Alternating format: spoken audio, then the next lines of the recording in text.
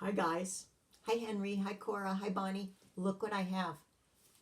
The last 5 Mr. Putter and Tabby books from the library.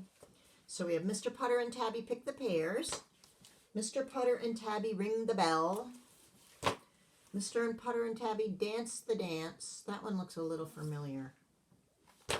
Mr. Putter and Tabby Row the Boat, and Mr. Putter and Tabby Spin the Yarn. I don't think we've read any of these. We've read a lot of their stories, but I'm going to start today. Ooh, did you hear that bonk? I put them down. I should have done it gently. I put them down on a little bench underneath my table where I have my little iPad set up so I can read stories to you. This one is Mr. Putter and Tabby Pick the Pears. Do you even know the author's name? Oh man, I bet you remembered it. Cynthia Rylant. Okay, good job. Chapter 1, Pear Jelly. Ooh. It was fall, and juicy things were growing in Mr. Putter's backyard. Juicy apples, juicy tomatoes, and juicy pears.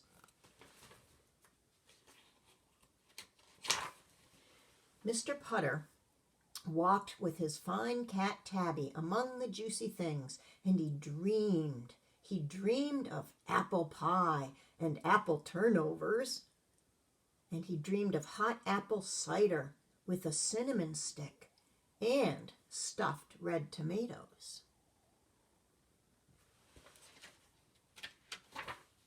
But most of all, he dreamed of pear jelly.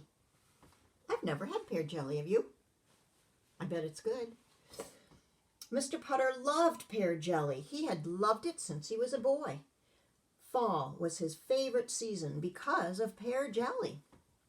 And now it was time. Tabby, said Mr. Putter, it is time to pick the pears. If you look carefully, do you see a little bird called a chickadee-dee-dee up in the pear tree?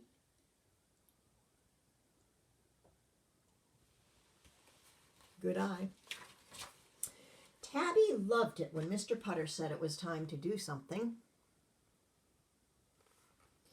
She was old, but she still liked excitement. She followed Mr. Putter into the garage, where he found a ladder for pear picking, and then they went to the backyard, where all the excitement was.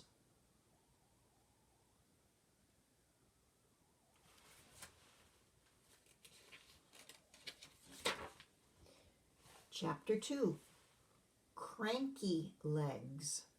Wonder what that means. Mr. Putter had a problem. It was a ladder problem. Mr. Putter set his ladder against the pear tree, but he couldn't get up the ladder. Last year he got up the ladder, but this year he had cranky legs. Cranky legs, cranky knees, cranky feet.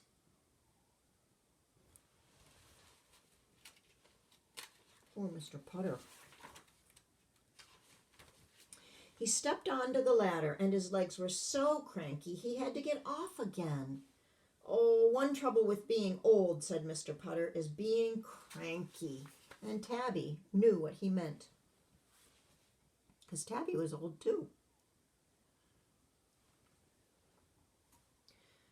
She had a cranky tail. Some days it was so cranky it wouldn't swish. It just stuck in the air like a stick. Cranky legs and cranky tails are no fun when you're old, especially if you want pear jelly.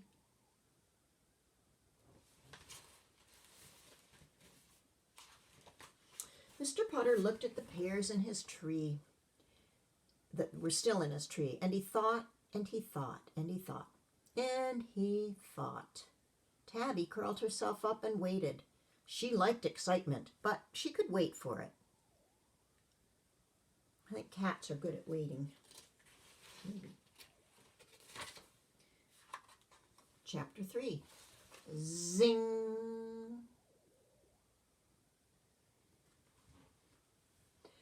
What I need, said Mr. Putter at last, is a good slingshot. Mr. Putter knew about slingshots. He had played with them as a boy.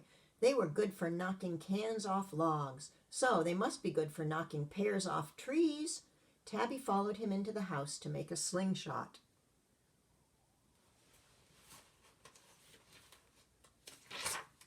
Mr. Putter found a pair of old underwear that he didn't like. He didn't like it because it was covered with poodles.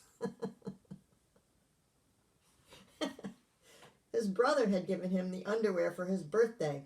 His brother loved the underwear because he thought they were funny. Mr. Putter did not.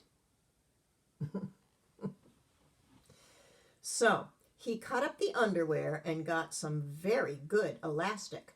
And then he got an old glove, and then he got a stick, and he made his slingshot.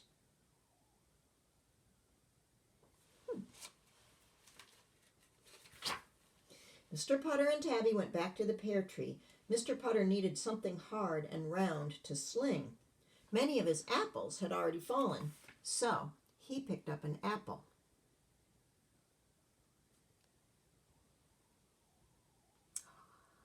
He put the apple in the slingshot. He aimed at a pear in the tree, and he pulled back as hard as he could.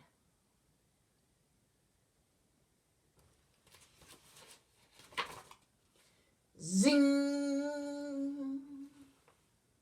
The apple went flying. It went flying over the pear tree, over Mr. Putter's pear tree, over Mr. Putter's apple tree, over Mr. Putter's chimney, over Mr. Putter's house. Mr. Putter and Tabby watched as it flew out of sight. Said Mr. Putter. He picked up another apple. Zing!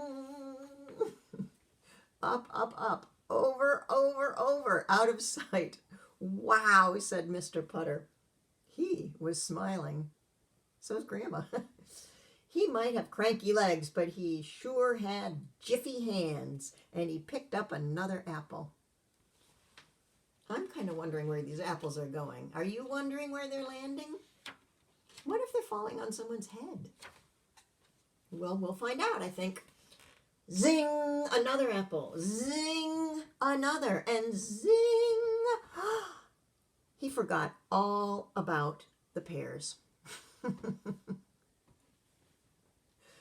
Tabby liked the first zings, but by the second zing, or by the seventh zing, she began to yawn, and by the 10th zing, she began to nod, and by the 14th zing, she was sound asleep.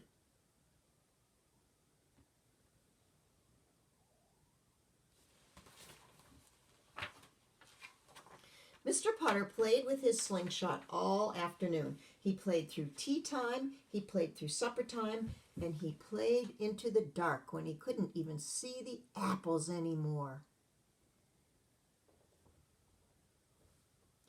When he was finished, he had no apples and no pear jelly. He was a little embarrassed. He picked up Tabby and sneaked inside.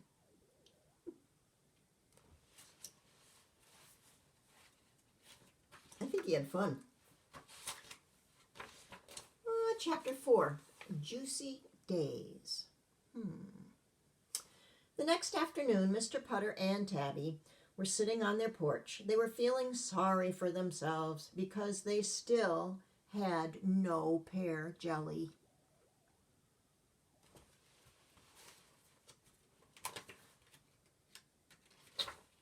Suddenly, Mr. Putter's neighbor, Mrs. Teaberry, and her good dog,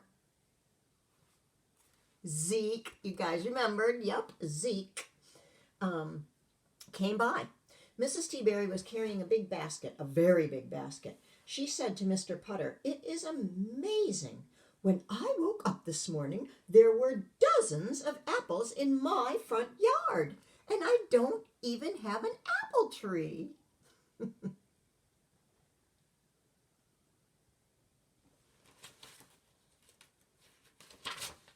Mr. Putter looked at Tabby. "Amazing," he said. "So I made an apple feast," said Mrs. Teaberry.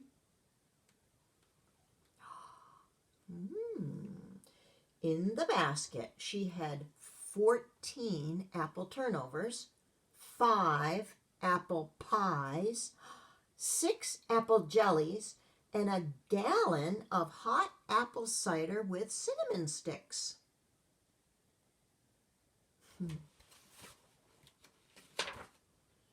Mr. Putter and Tabby ate juicy things for days and days. And when he was finishing the last apple pie, Mr. Putter had an idea about those pears still on his pear tree.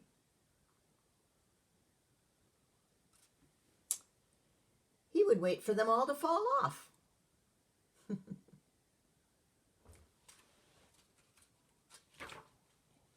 And then he would get out his slingshot and start zinging.